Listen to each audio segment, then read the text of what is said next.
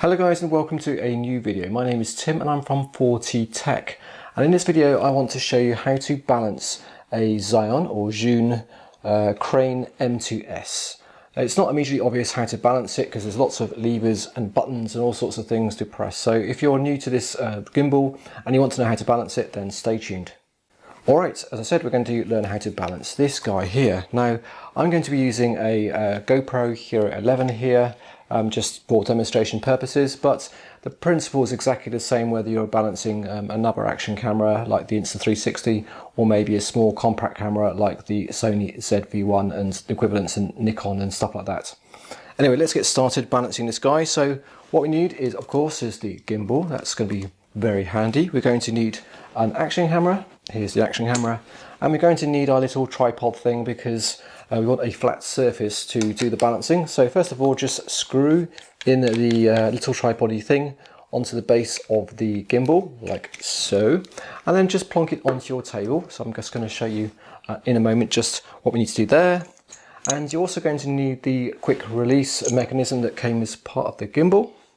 So you just want to, first of all, pop that onto your action camera. So I need to just pull out the little doody things at the bottom and I need to screw it in, but I seem to have not got my jiggy what's it, so let's just pause the camera for a moment. Okay, so you want to put your little doody daddy thingamajiggy what's it onto the bottom of the GoPro thing, and then you're going to pop that onto the quick release mechanism, just screw it on. So I suggest that you just pop it on around about the middle or so, and make sure that you actually get the thing the right way around, because the camera is going to be facing like this. So you want to actually twist it so the pointy bit is facing towards the right of the camera, so it's just facing out. I've just learnt that a few times and just realised I made a complete boo-boo, just waste. Right, anyway, let's do that. So there we go, we have the quick release mechanism and the camera facing like this. And now it's just a case of popping that guy and sliding it into the quick release mechanism. If you're not quite sure how to do that, then you just need to press the button and just pull the lever, little black lever, back, and then just slide this guy in like so, and then it just magically sits inside the quick release clamp. And I just probably want to move the camera just a little bit closer to the thing over here because it's probably just a little bit far away. Let's just, whoops, wrong button. Let's just bring that a bit closer. So it's going to be something like this when it's attached to the gimbal.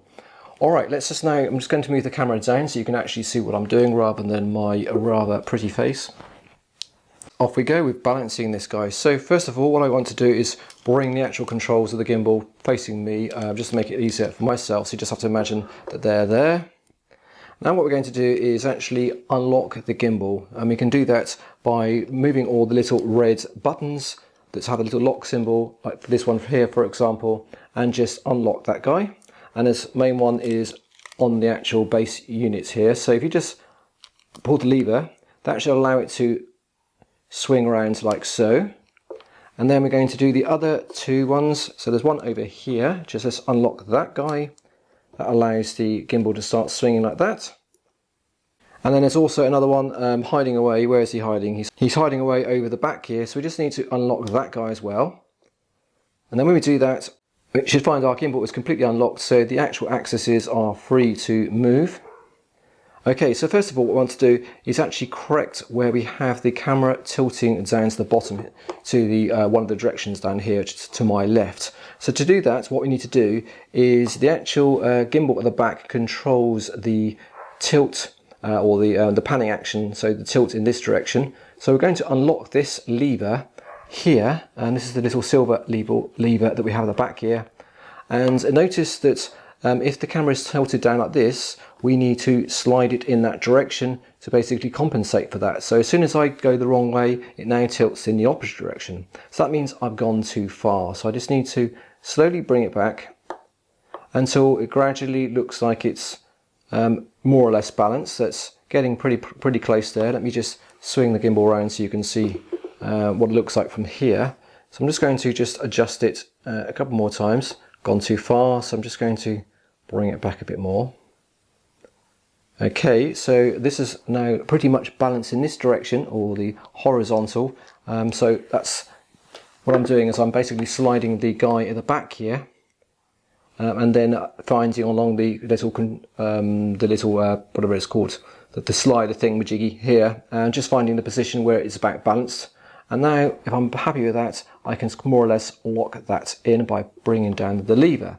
Now we're going to probably have to make some more adjustments later, but for the purpose at the moment it seems to be kind of okay.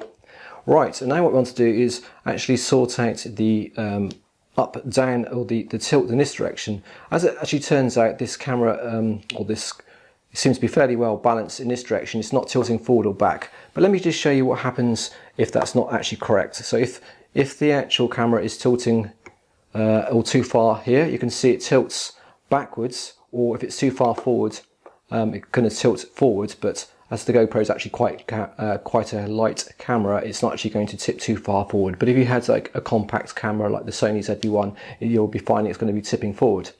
So to control that, you need to unlock the lever at the top here, and then just slide the camera backwards and forwards along the rail here.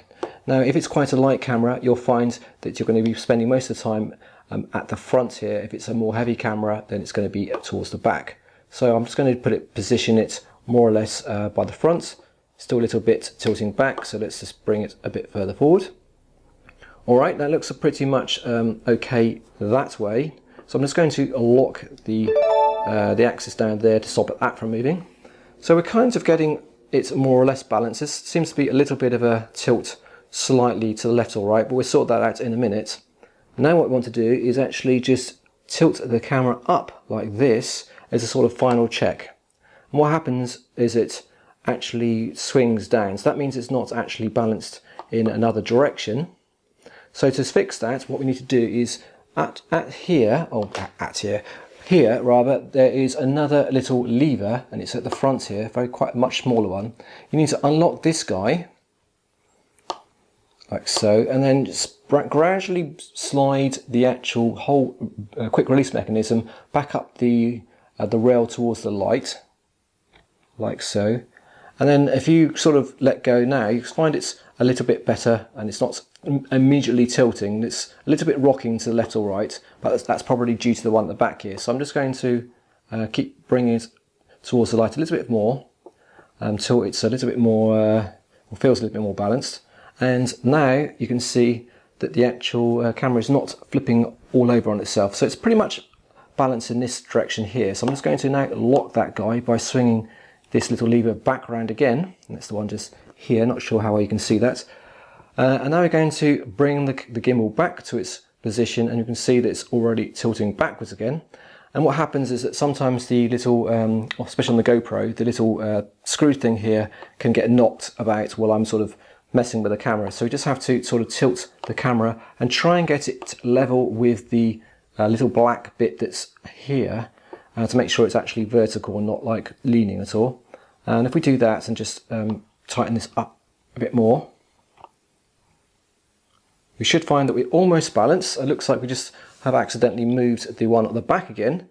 So I just need to undo that one again. So let me just swing it around so you can see what I'm doing. Here we go. I'm just going to be messing around with this one at the back, bring it forward properly, or playing with the direction. Right, okay, so it looks like it's now not moving to left or right. So I'm just going to lock it. But what usually happens is if you lock it, it actually kind of moves a little bit. But this time it seems to be behaving itself. So there we go. So I've got a pretty good balanced gimbal. I'm just going to tilt the camera again upwards. And once again, we can see that it's a little bit tilting again in the wrong direction. So that means we have to keep playing a bit until we get the adjustment about right. So once again, it looks like it's needs adjusting again from here. And I find I have to do this a couple of times before I actually get it right. And it can take a little bit, maybe 5 or maybe even 5 or 6 minutes to actually get it perfected. But it's worth getting it right because it's going to make such a big difference. Right, so it looks like it's balanced more or less in this direction. Again, it's a little bit tilting. All right, so now finally looks like we've got a balanced gimbal ready to go. So I'm just going to switch this guy on at the back here. Okay, and the gimbal is now switched on and it's ready to go. So I can do all my movements as I would normally, and we have a nicely balanced gimbal. But to just double check, because what I would suggest you do once you balance your gimbal is actually to do the auto calibration each time you do the rebalancing, especially if you change the camera, like the action camera that you're using or whatever it is. And to do that, let me just turn it around. If you don't already know how to do it, is on the back here where you have the little screen, you need to move or press the menu button, which is on the left here, and then it's already on the right option. Just move the joystick to the right once, so it says what it's going to say. It's going to say auto balance, and then move it again, and then what you'll find is it's going to say auto tune. I'm just looking around to double check the does say that. A little wavy symbol here, and it's going to be vibrating a little bit, as you can see. So don't panic when you see that. It just means it's working properly. It's doing the calibration, and it's getting this sort of sensitivity and the strength of the various motors to compensate for the balancing, to make sure they're ready to go. And once it's finished, it's going to say all okay, and there it is. Got a nice big tick on it, and then we're ready to go, and off we crack. So there we go, and now we have a perfectly nicely balanced gimbal. Okay, so that's how you balance a Crane M2S gimbal with an action camera. So the procedure is exactly the same whether you're using an action camera or a more heavier camera like the Sony ZV-1, which I'll probably do as a separate video because that's also got a little bit of a special technique to do that. But you may find that the camera, if the camera is a little bit heavier, it actually is a little bit easier than if the camera is actually lighter. For some reason, because the camera is so light, it's very, very finicky to try and get the balancing perfect, but I just find with my compact camera it's so much easier. Okay guys, hope you find it useful. Good luck with the Crane M2S. It's a really nice gimbal. I've been using it for quite a long time and I really enjoy using it. Let me know how you're getting on with it in the comments below, of course, and if you have any more questions, I'll see if I can answer them for you. If you're enjoying these videos, guys, I appreciate if you could like and comment and all that sort of stuff to help the mysterious YouTube algorithm. And also, if you can trouble you for a subscribe, that would be even better. Okay, take care, and I'll see you soon on another video.